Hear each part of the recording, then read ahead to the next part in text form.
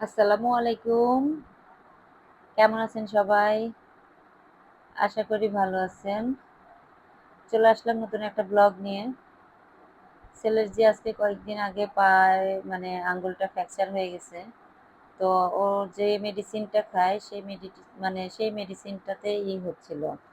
পেটে ব্যথা, তারপরে প্রচণ্ড ফুড পয়জন এরকম হয়ে গেছে। আর খুবই পেটে ব্যথা ছিল। পরে মেডিসিনটা মানে বন্ধ করে দিয়ে এখন গরম পানির সেঁক দিচ্ছি। আল্লাহর রহমতে আজকে অনেকটা ভালো আছে।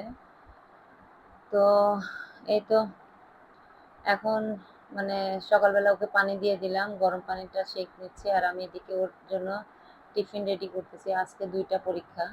তো সকালই যাবো।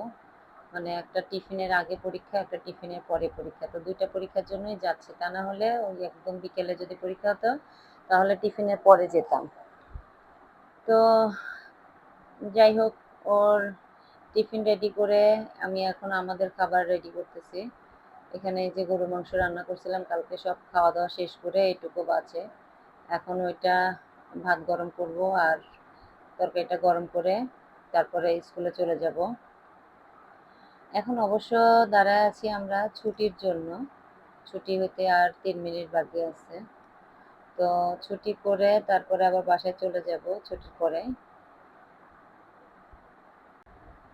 এই হচ্ছে ছুটির আগের অবস্থা স্কুলের।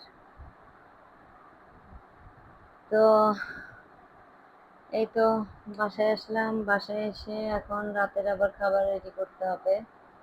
তো এখন আর মাংসটা বের করতে ইচ্ছা করতেছে না। ওটা কালকে থাক। আর এই যে ২ পিস মাছ আমি একদম হলুদ, লবণ, মরিচ মাখায় রেখে দিছিলাম।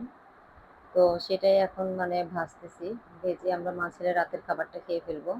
তো আজকের মতো এই পর্যন্তই। সবাই ভালো থাকবেন, সাবধানে থাকবেন। আমাদের জন্য দোয়া করবেন। আমার বাচ্চাটার জন্য অবশ্যই দোয়া করবেন। আল্লাহ হাফেজ। আসসালামু আলাইকুম।